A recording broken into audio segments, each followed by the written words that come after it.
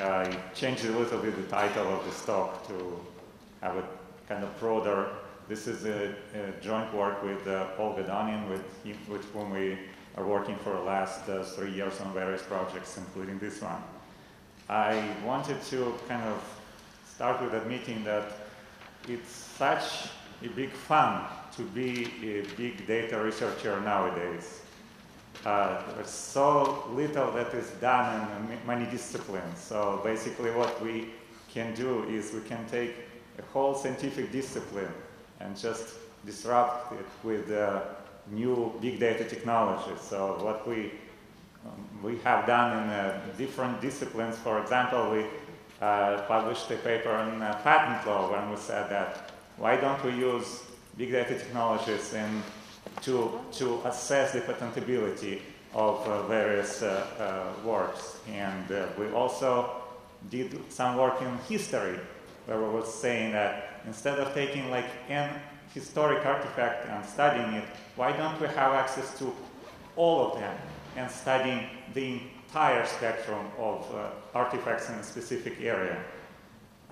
Recently we published a paper in ecology where we were saying that, you know what, digital ecosystems actually behave very much similar to biological ecosystems. So we also have some works in progress, like in submission, that are disrupting linguistics and sociology and political science. And today I'm going to be talking about a paper that is in the field of cognitive psychology. Not that I'm a psychologist, but it's such a fun to take a whole discipline and apply big data techniques to them and see what happens. So cognitive psychology is heavily based on Guilford's model of human intellect, in which one of the important parts is human memory. Obviously, a person cannot think if the person doesn't have any memory, right? So what we're saying is that, you know, this model survived for like 60 years, but recently something is happening with this memory part of our intellect. You know, we just basically don't remember telephone numbers any longer. Why should we? We don't remember directions at all. We don't have to. We don't remember people's names because we have it on Facebook.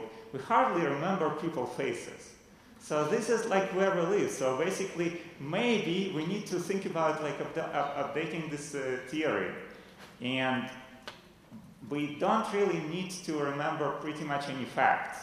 Why don't we? Because they're available at our fingertips, right?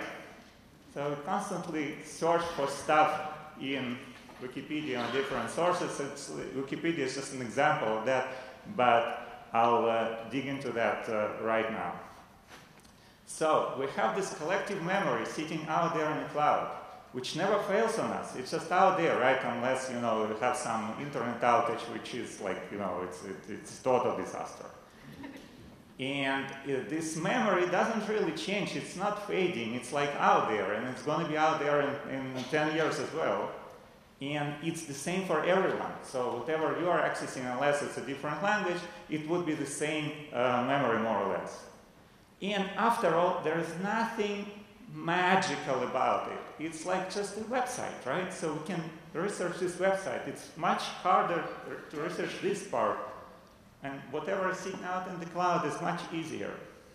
So what we can do is we can take all this human memory, like, let's say, outsourced memory, and just overview it. We can say, what is it out there?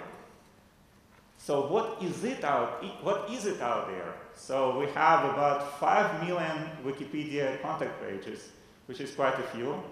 They are belonging to more than 1 million categories, and each page belongs to more than one category in the vast majority of cases.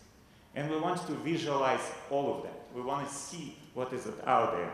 Well, okay, not all of that. Let's say 90%, okay? Just because, you know, long tail, it's hard to say what is it out there, and probably it's not really important. We chose to use graph visualization as an approach. Could have been other approaches, but I think this one is useful. The nodes in the graph would be Wikipedia categories, and the edges are connections between those categories when, many pages are described to belong to a few categories, we would make a connection between those categories. What's the problem? We cannot show 1 million nodes in a graph on a screen. It just doesn't work. We can show about like 1,000 of them, something like that, and we do have 1 million Wikipedia categories to show if we want to overview the entire content of Wikipedia. What do? We apply two-level approach. So basically, instead of showing 1 million categories, we would show like 1,000 top-level categories, and each category would be referring to another graph with roughly 1,000 categories. This way we would cover all the million categories of Wikipedia in 2 levels, and quite gracefully, I would say. So we need to build the categories of Wikipedia, right? Actually, we don't need to, because Wikipedia does have hierarchy of categories already. There is a problem with that hierarchy. It's not good enough. For example, if we have a category Bioshock, I don't know if you guys know what it is. It's some type of a computer game. So each category belongs to other categories on Wikipedia, and this way you can build like the entire hierarchy, but actually it's not really hierarchy, more like a similarity connectivity map or something like that. If you go up the hierarchy from this computer game, you end up in Rome, essentially. So it's like really not the hierarchy. What did we do? So we basically end up with the same problem. How to build the hierarchy of Wikipedia categories. You know what? We invested a lot of time and we built this hierarchy. So this is one of the examples. We start with some very, very long category of Wikipedia, and we kind of shrink it down to a short and a common one. This way, on the top level, we have about 440 categories.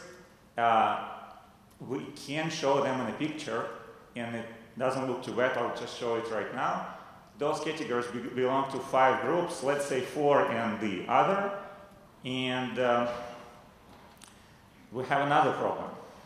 So we do want to show graphs that are scale-free, meaning that the degree of distribution, degree distribution of nodes is distributed as a power law, meaning that there are few nodes that are connected to pretty much everything.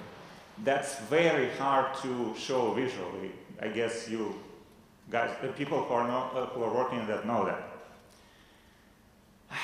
There are a few solutions. We propose our own, which is a triangle elimination. So we see that there are just too many edges between those fairly few nodes, and many of those edges create triangles. We don't really need them. If we break one edge, we just remove one edge from a triangle, you still will have this connection between those 3 nodes. It's just going to be just one less edge. So that's what we did essentially. Our algorithm works in layers. We took this distribution of nodes, we worked with the head, body, and tail of this distribution, and we are left with edges that are connecting between head and tail, head and body, body and tail. This way, we actually remove all the triangles in the graph, and it becomes sparser and like kind of much more easily visualizable. And here's our result. Probably on this picture it doesn't look that good because, like, it's still 441 nodes, but I'll just, I hope that it's going to work. I'll show you the live demo of that. This is the top level, and here are examples of the second level. We only have 2 levels, and here you see that in some cases you have graphs that are kind of very sparse. In some cases you end up with graphs that are dense. Some graphs are pretty small, and some graphs are larger. So that's what we do now. When we know what we have out there in our outsourced collaborative memory, we can assess what is missing out there. Which categories are underrepresented? Which categories are probably overrepresented? You know what, we have to do this work because it really looks like our children's memory will be fully dependent on that. Here's the link. Guys, if you want to play around with that, you're very welcome. I can press and just show you how it looks. We can kind of go to any areas. You can go and see the second area, second level area, etc. So this is what I wanted to talk about. Thank you very much.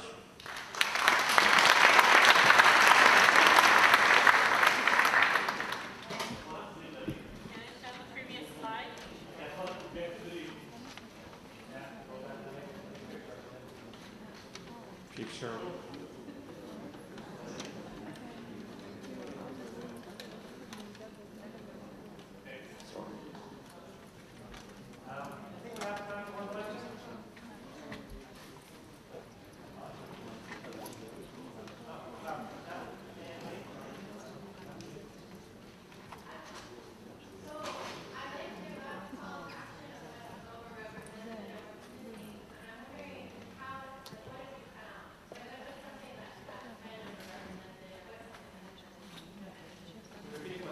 So the question is, what are the conclusions out of this map? So I would say this is a work in progress. I would love to collaborate on that. So we've gone so far. We have the representation. Now we actually need to do field studies. Thank you very much.